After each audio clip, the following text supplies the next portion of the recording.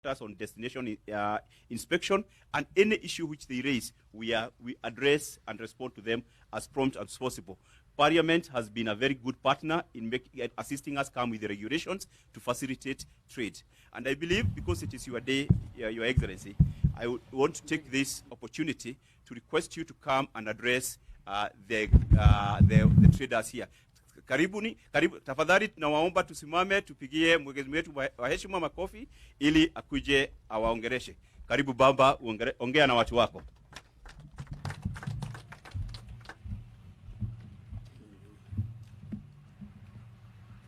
Asante. Thank you. You may be seated.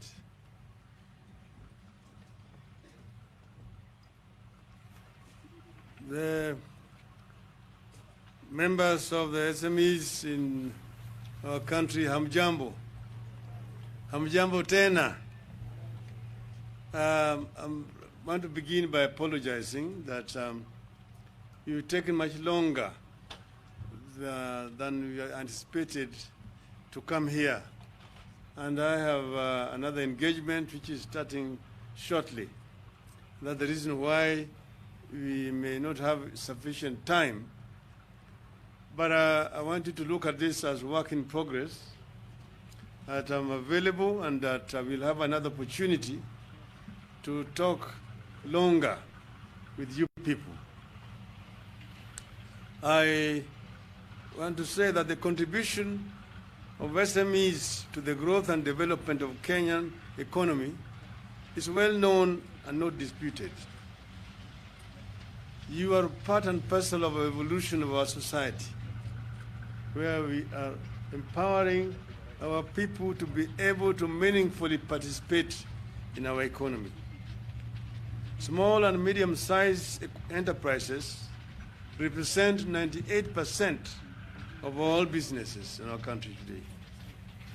More than 80% of Kenya's working population rely on SMEs for income. SMEs contributed an estimated 34% of the country's gross domestic product in the year 2016. SMEs generate 80% of new jobs annually. Small enterprises hire large numbers of women and youth and are active in rural and vulnerable populations. As a result, they encourage economic inclusion, empowerment, while reducing employment. I am mentioning those figures basically to show the importance that I myself attach to this sector.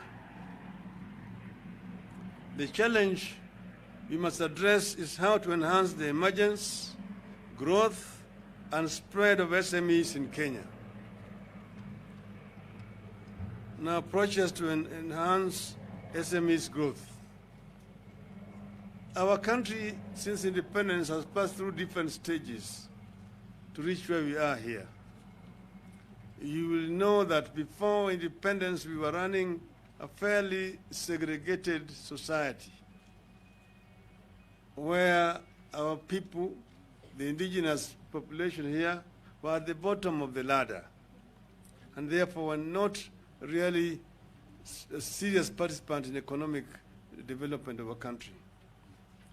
When the independence came, the government started first with the policy of Africanization. And then that was found to be a little bit racist. It was changed to Kenyanization. That was basically an affirmative action process to allow our people to be able to participate in the economic growth of our country.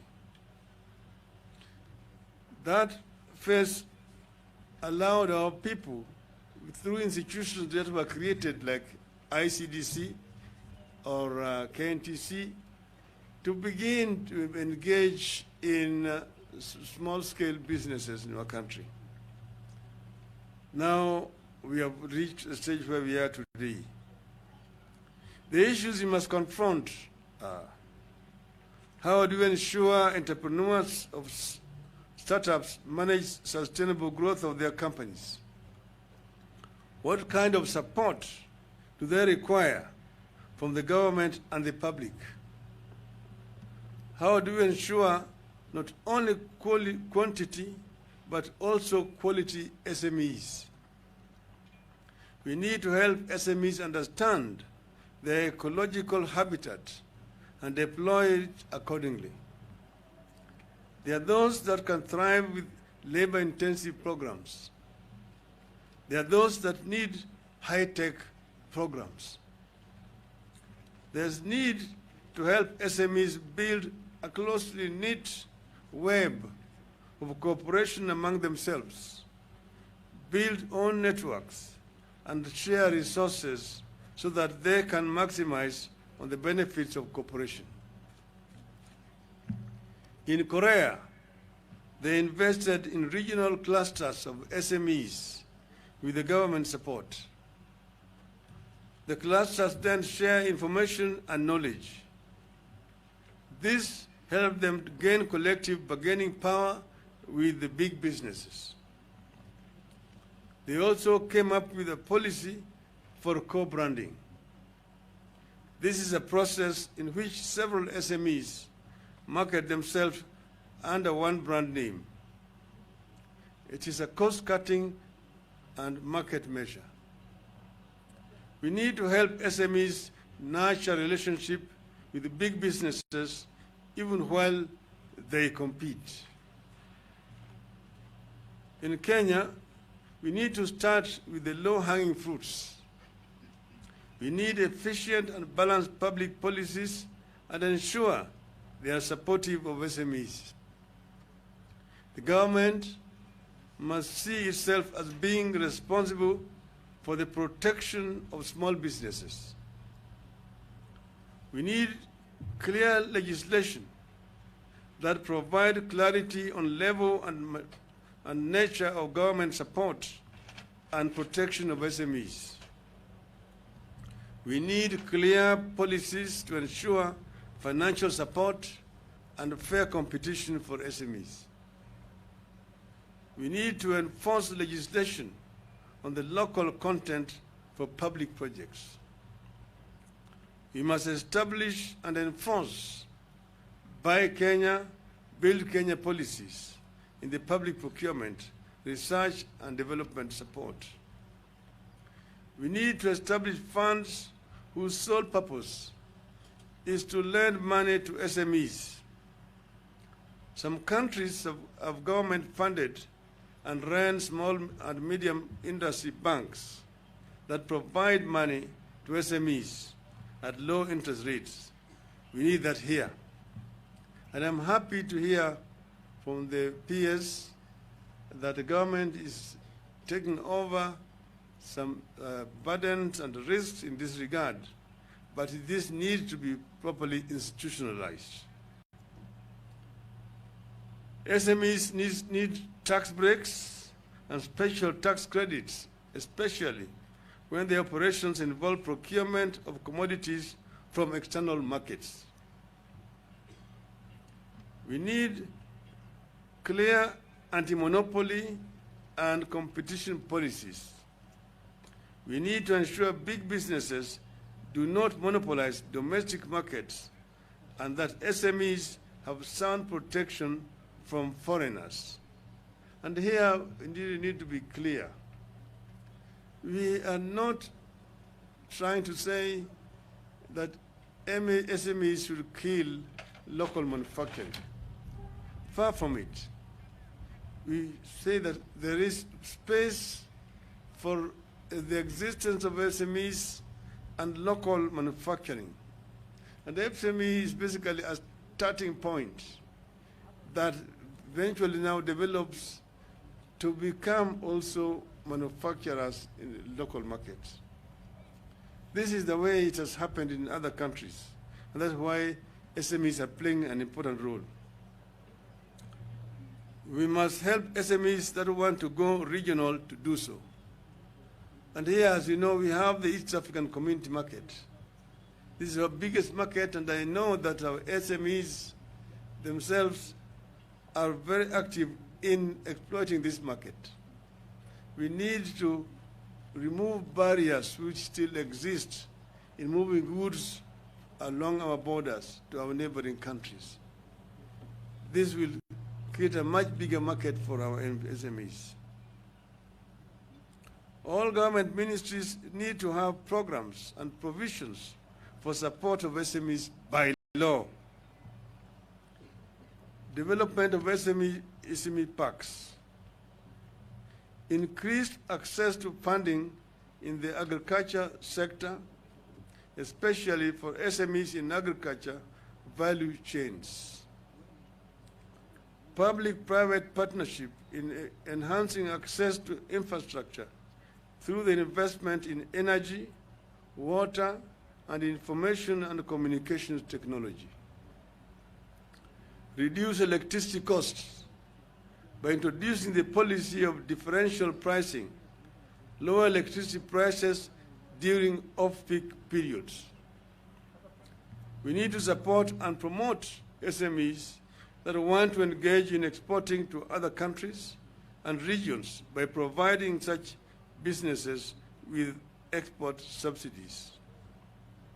Government must encourage dialogue with SMEs with a focus on taxation, licensing, and etc. Taxation and unfair competition are killing our SMEs.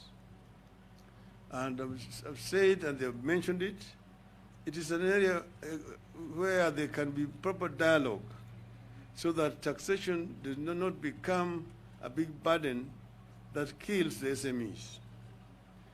It is not proper policy to have come up with very heavy taxes, because if the taxes are too heavy, there's always a tendency to evade paying taxes. But if the taxes are reasonable and the net is wider, then the government is able to collect more taxes and everybody is happy. This is where we want to go.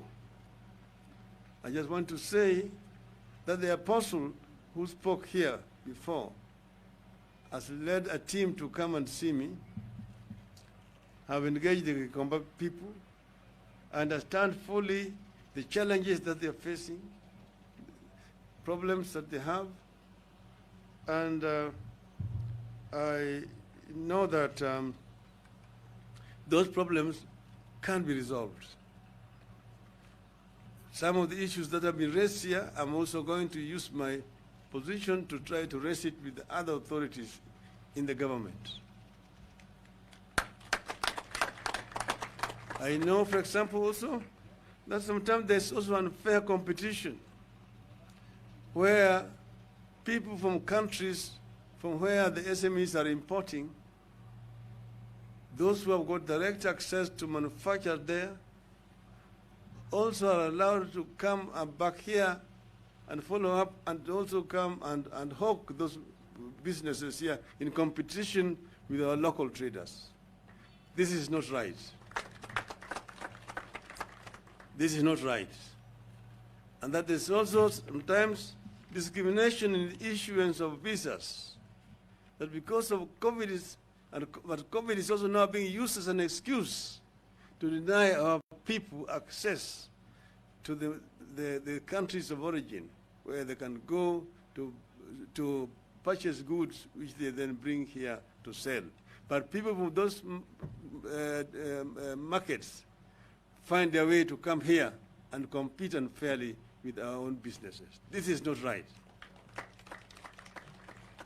This is something that needs to be addressed.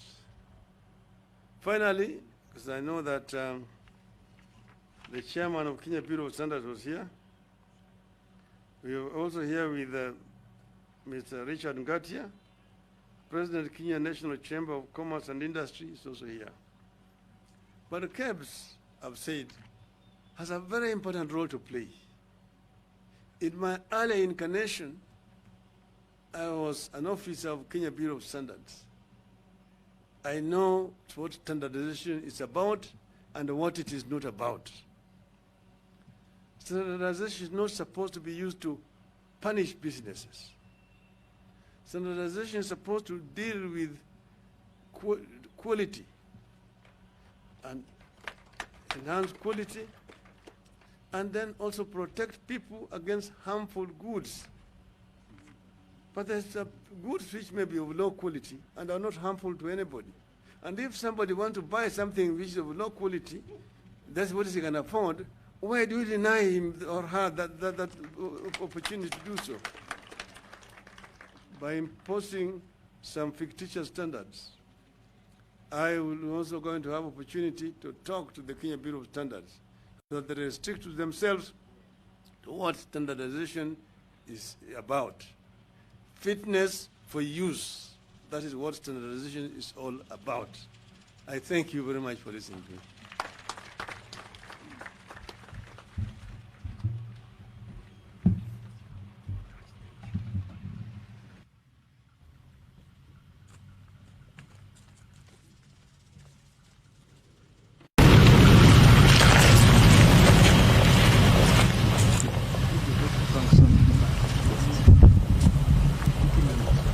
Just a minute.